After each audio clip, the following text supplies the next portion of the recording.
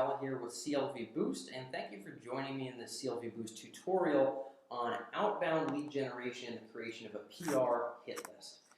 For CLV Boost, although a lot of our work and a lot of our strategy and content is really around optimization of creating better email funnels, creating better converting landing pages, and ultimately turning more opt-ins into sales or appointments, a lot of that work is not just the optimization of the existing funnels and the existing online presence, but is also coming up with lead generation strategies for the folks that we work with. Now, sometimes that might be advisory in terms of what their paid acquisition strategy is in terms of Google, Facebook, whatever paid channels they're leveraging, media buys. Sometimes that's the creation of content that they're doing on their own site, but often this is the creation of a media hit list and a way of being able to generate content and spread content throughout the internet, ultimately creating what we like to think about as sort of your online real estate. In other words, is your plot, your sort of plot of land, your virtual plot of land, just exist on your site, or does it exist across the internet in a myriad number of spaces where your potential buyers may live and your potential buyers may be attuning their attention? So we're going to talk about 4 basic categories of folks that you want to line up into your own media hit list. And we're going to go into a very distilled methodology that we've been able to successfully use with some of our own businesses and advise other folks from CLV Boost who we've worked with in great detail on how to leverage for their own businesses. Ultimately, what I'm going to give you here today is the most distilled, simple version of a PR outreach program where you could literally have somebody at a $15 an hour level doing more productive work consistently once a month, or once every 2 weeks at most, than a PR company that you're paying $3,000 to $7,000 a month to do this kind of work. Oftentimes, this level of consistency is not done when it's done outside of house, and this is a very boiled down and distilled version of how to really expand your online presence through these various channels. So as I'm going through these examples, as I'm walking you through how these examples might pan out in a business, I'd like you to think about how they would apply to your own. So without further ado, let's start to move along. Generally speaking, when we're focusing on the creation of a media hit list, we are looking at, in general, just to boil things down and keep things simple for today's example, 4 different kinds of properties and presences online. So we've got media sites. This is basically anywhere where you can share articles or buy ads. So this could be a popular forum in your space, okay? If you sell to parents with infant children, there's got to be, baby forums, there's article sites and mommy blogs and all sorts of different web presences where you could share that kind of content. So again, it could be forums, it could be article sites, it could be news-oriented sites, it could be videos or sort of humor sites, but if they're close enough to your niche and if your potential buying audience is a wide swath of the folks showing up on that media site, they are folks to potentially put in your hit list. Normally, during a first take, when you're initially brainstorming this, and if you want to take a good assignment and takeaway from this so it's not just a mental exercise, anyone out there tuning in, coming up with at least 12 for media sites, at least 12 for interview sites if you can pull it off depending on your niche, at least 12 in terms of email, at least 12 in terms of social media is going to be useful as a place to start. Moving forward, especially in media sites, many niches, many spaces, B2B or B2C, we can come up with a great deal more than 12. But think about it this way. It's anywhere where you can share articles or that you can buy ads. So again, very popular blogs, potentially popular forums, things along those lines. And the way that I have things structured here, and we're going to continue the same pattern across all of our different categories, media sites, interview spots, email lists, and social media, is as follows. We have the URL, and here I just have examples, so I've just typed random letters, but you get the idea. I'm giving you the example in the template. We have whatever the URL is. We have the contact, which could be the website that has the contact us form. It could be the cell phone number of Steve, who runs the website.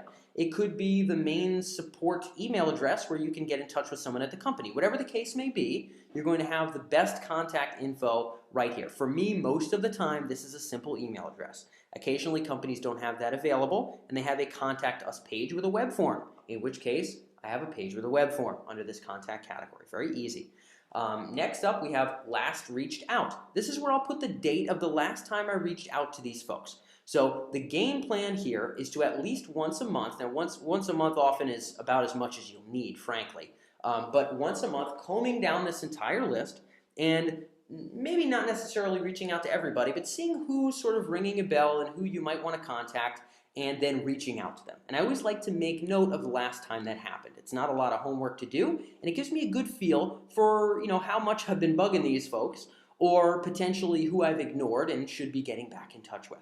So last reach out is an important column. Also, promoted last. This is when was the last time they promoted for me, or they featured my content, or they did something for me. They responded for me in a PR fashion which was advantageous. They partnered up with me on a project. They accepted money for banners. Whatever the case may be, when did we last work together on a trade, on a barter, on a paid for feature level of access, whatever the case may be, I list that here. Of course, if they've never done that for me, then this is blank.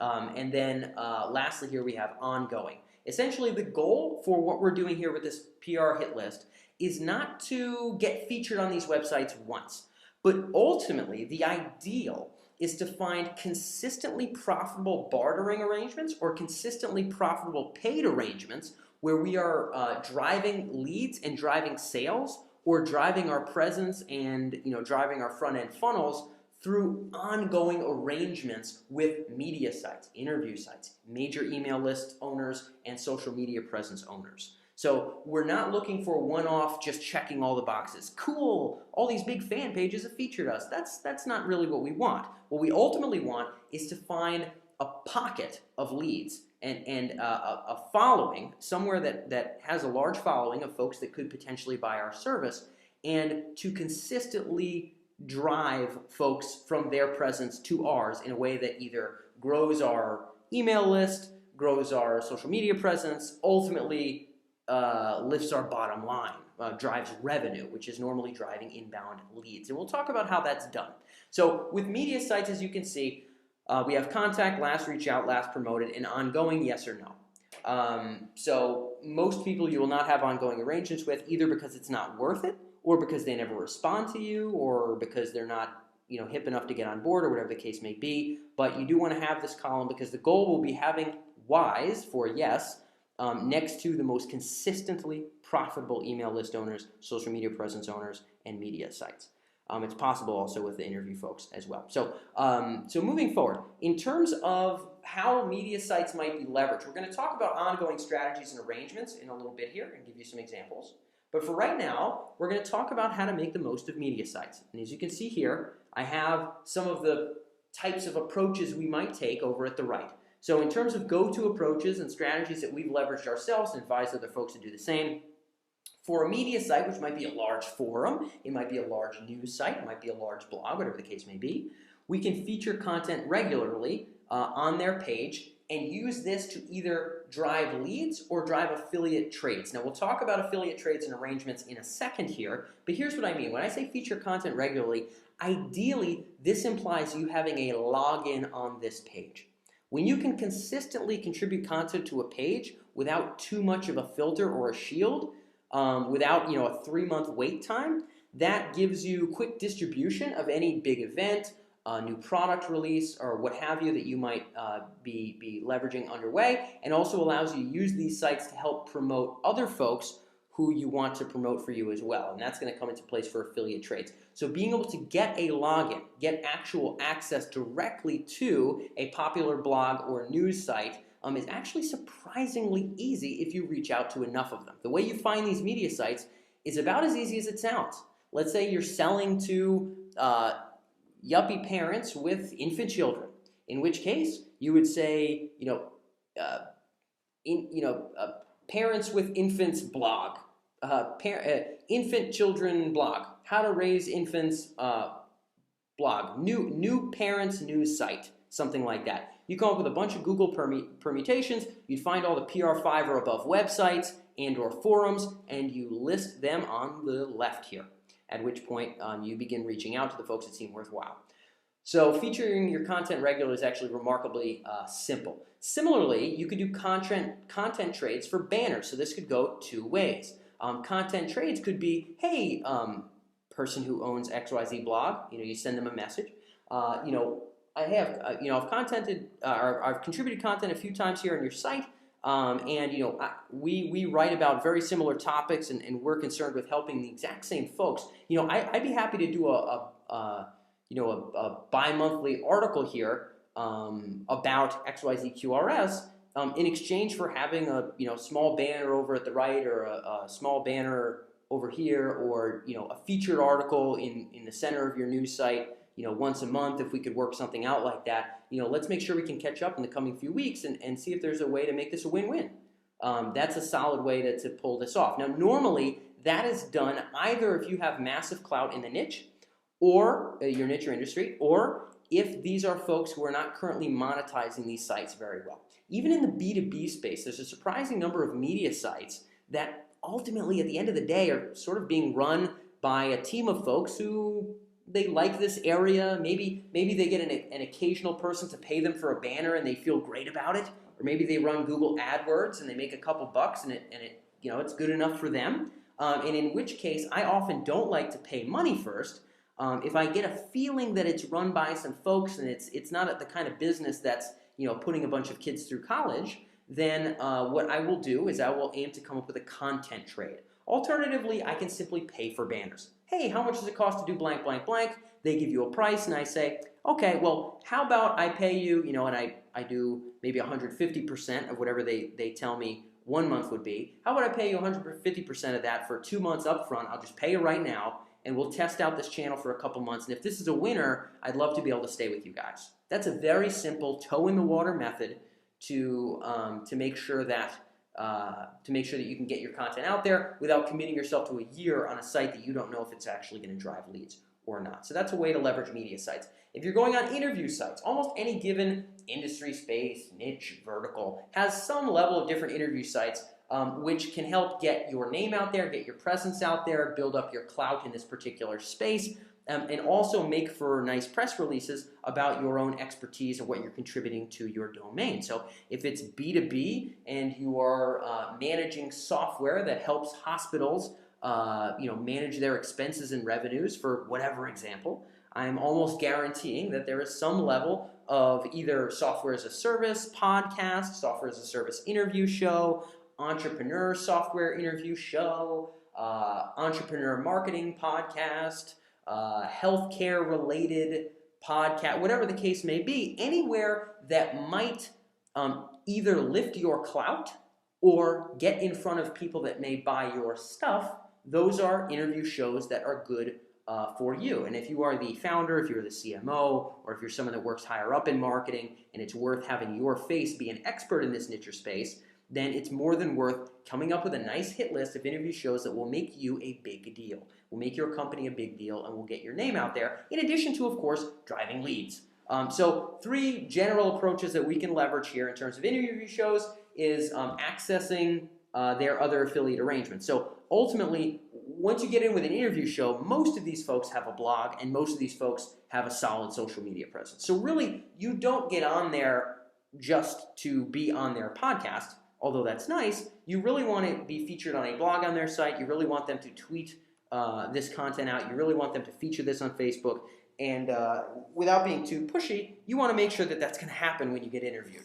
Look at what they've done in the past. Do they spread their content well? Do they have a solid distribution? If not, it's probably not worth being interviewed, unless they're a really big name, but in which case they should have some distribution. If not, it's really not worth it for you. Secondly, you can tell them on the onset that you'll promote the ever-loving heck out of the interview if they do the same. So say, hey, we have a really great big following here in the healthcare software space. We talk to a lot of kind of higher ups in hospitals, and folks tune into us for expert advice in this domain. I think our interview could be really productive for them, and I'd be way more than happy to put this up on our blog and really share this with our email list. And if that's something you'd be able to do the same with, let's make this happen. And that's often a great way for these interview folks to know that you are going to distribute their content, because really, interview folks are not just interested in interviewing big deal people. They're interested in interviewing people that can share their show. They want to expand their presence. They don't just want another expert. They want 40 more reviews on iTunes. They want 400 more subscribers via their RSS feed, whatever the case may be. So often leveraging that as a front-end approach will give you a greater chance of hopping onto their site, particularly, again, if you have done that in the past, or if you have major clout, or if they're familiar with how much of a following you have. And then lastly here, leveraging these featured interviews often helps you get into other properties. So we talk about being featured or doing cross promotions in email lists and social media, or getting into media sites where you might be a contributor of content. Often getting featured on an interview for an entrepreneur program or something within your specific industry or whatever the case may be, this often lifts your clout and gives you a level of quote unquote news that makes you now even more worthy to go through this list again, last reached out, and start pitching your media sites again. So getting one interview is often a great way to reach out and get more interviews, or to reach out and get on media sites. So leveraging your interviews kind of makes you the expert, makes you a bit of the celebrity there, and that's a useful approach to leverage with interviews. For emails, I'm going to go through these quickly because you understand, anyone tuning in here, you understand this sort of 5 steps that we're sort of working through on a monthly basis. In terms of approaches for email, you can oftentimes, if they have some semblance of an affiliate program or something like that, and if you are selling to a list and you are capable of becoming an affiliate for them, the probably most guaranteed way to get someone on the phone to potentially be an affiliate promoter for you, or be a paid promoter for you, or whatever the case may be, is to actually sell for them. So if you both sell products in a similar niche and industry, and you can find a way to leverage their affiliate program or something like that and drive revenue for them, then a reach out email that says, hey, recently we became an affiliate, and we did a small promotion. It looks like it did really well. I'd be interested in actually doing something a little bit bigger and maybe working something out back and forth. We have a pretty big following here. It looks like we've already made some bucks for you. If we could work out something, even a little bit more extensive, I'd be way more than happy to help you promote here. Let's make sure we can get on the phone in the coming few weeks. Nobody turns you down when you've made money for them. So that's the easiest way to even get a bigger deal company, a company that's larger than yourself, to start to really tune into you and potentially cross-promote. So that's why I put it on the top of the list. That's helped me get in touch with a lot of larger presences, people that kind of felt as though they were a little bit bigger deal than the companies we were working with, still be able to get on the horn and become affiliates and promoters of some of our programs with their email list. You can also potentially leverage guest posts for their email promotions. So let me give you an example of how this would work. If you're on a bunch of media sites, let's say you write for 4 or 5 different media sites. What you can do is you can say, hey, we write for XYZQRS various sites. I know that you are selling into the same space, and it seems like it'd be more than worthwhile to have you featured in these areas. I saw this blog post that you did, and honestly, I think I could share this kind of content on more or less all the sites that I write for in a way that would really be helpful for those audiences and very helpful for your company. Let's see if there's a way for us to make this a win-win. Let's see if we can get on the phone in the coming 2 weeks. That's often a very good way to be able to get them to promote with their email list without you really having to touch yours, because all you have to do is log in and go into guest post mode and make sure you're mentioning them, lifting their clout a bit, patting them on the back a bit. And if those are features they would have never gotten without you, that's often worthwhile for them to mention you in their newsletter, to send out a specific promotion for you, or something along those lines. And then lastly here, we can pay for individual email broadcasts. So you can say, hey, how much does it cost to have a feature in the bottom of your email? Oftentimes, even very large industry-ish newsletters potentially will not have a very illustriously priced newsletter feature, and you'll be one of the first people that's ever asked them, and they'll probably quote you very low, and it's often worth at least testing the channel. So that's always something you could do. Social media, we're looking at relatively similar options. You can pay directly for posts, which is often very reasonable. If it's a large Twitter following, a large Facebook following, etc., many of these folks do not have people consistently paying them for that channel. So if you can be someone that reaches out, they'll often really throw you a relatively low-ball price. So whatever they do throw you, you can usually bicker and banter and go back and forth and come out with a way to kind of test that channel. So have someone post for, a couple times a week for a given month. Throw them whatever you got to throw them, even on a shoestring budget. This is more than possible. And by the end of the 30 days, you can say, okay, how many leads did we get? How much reach did we get? Was this worth it for us? And then decide to move forward from there, or change your strategy, or just discontinue. But you can find some very consistent, ongoing arrangements with this kind of a methodology. And then you can also trade articles for guest posts. So again, same thing. You can feature them on places for them to promote you through social media. And you can trade social media mentions. of your latest press releases and news. So if you become kind of buddy-buddy, so to speak, with some major social media presences in your space, then when you get, let's say, interviewed, or you get a major article on, let's say, a major media site, you can have an arrangement where these social media presences pump it out like it's news. Hey, it looks like XYZ software company in the healthcare space recently was interviewed about drastically cutting costs for some hospitals. Check out this cool interview, or check out this great interview with Bill Jones, the founder. And then in exchange, you can scratch their back. And then when they do something cool and fun that would be useful for your audience, you can share a social media mention as well. So even a buddy-buddy kind of friend-level relationship, very barterish, very kind of casual, can become a way of proliferating your other PR work. And again, this is something you simply run down your last reached out list once a month and figure out who you want to reach out to again and how you can kind of cross-pollinate all of these properties. This alone, as a procedure and as a monthly process, will often be worth 4 times as much as paying a PR company to leverage their own contacts. You build them and you crack away successfully and succinctly. Now, oftentimes you're not going to get into the big email list and into the big media sites the first time around. But if you comb this once a month and you leverage your clout and influence from your previous features, your previous promotions, your previous partnerships, then eventually you'll be able to work your way through the list and get yourself into all the big sites, on all the big media interview shows, and into the big email list that you'd like. Moving along, ultimately what you're going to look for is you're going to look for ongoing arrangements with people that have serious distribution to potential buyers of whatever your product or service is. So this could be in myriad fashion. The types of ammunition that you have in your arsenal here, the types of material that you have to barter and trade with are as follows. So down here at the bottom right, we have you could add valuable content to their web properties. You could feature their content on your properties or sites that you contribute to, which is the guest blogging thing. You could pay them money up front for features, for content, for promotion, or you could do affiliate commissions on leads, sales, or reach. So whatever is most important for you. If they're a big article site, you can say, hey, if you can get, X number of views on this thing in the next 2 months, I'm willing to pay blank. Or if, if we make, especially if you're doing e-commerce, if we, whatever we make on sales, we'll give you 25%, 50%, whatever the case may be. You can work out an affiliate commissionable program on that as well. So any of these are viable in terms of back and forth trading.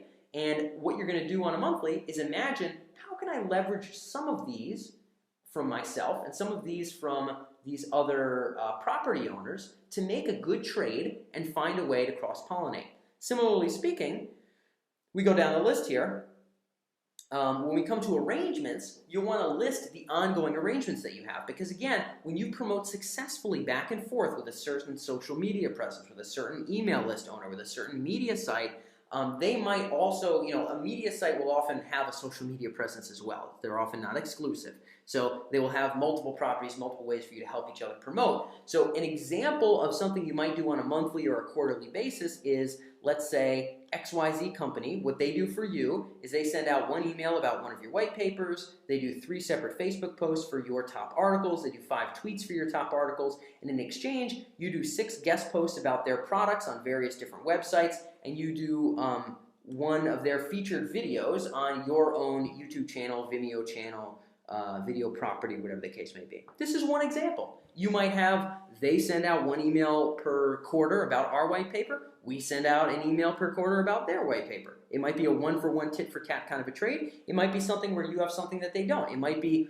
we tweet once per month in the first week of the month about their most important recent news, and in exchange they include a link at the bottom of their newsletter that helps promote us. And you want to come up with these long-term win-win arrangements. You don't want to come up with arrangements that make other people unhappy in the long term and are ultimately valuable for them. You want to find arrangements that are valuable for both of you, and then you want to keep them going. So you want as many Ys as possible, so long as they're consistent win-wins. Every month or every quarter, you want them to be consistent win-wins. So this is not about getting a bunch of features and then saying, hey, we've been featured on these sites.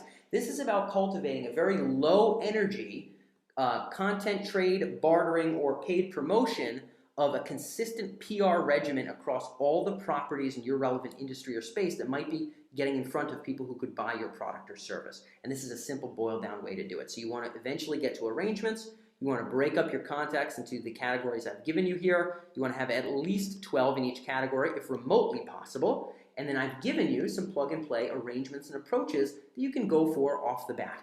I promise you, if you run through this on a monthly basis, or you even have someone run through this on a monthly basis, and simply reach out and try to think of ways that you can help others and others might be able to help you, you will be able to do more for yourself than a PR company could do for you by orders of magnitude. And you carry this forward for 12 months, and all of a sudden you've been featured on all the places you never thought you could be. So I sincerely hope this is useful for everyone who's been tuned in today.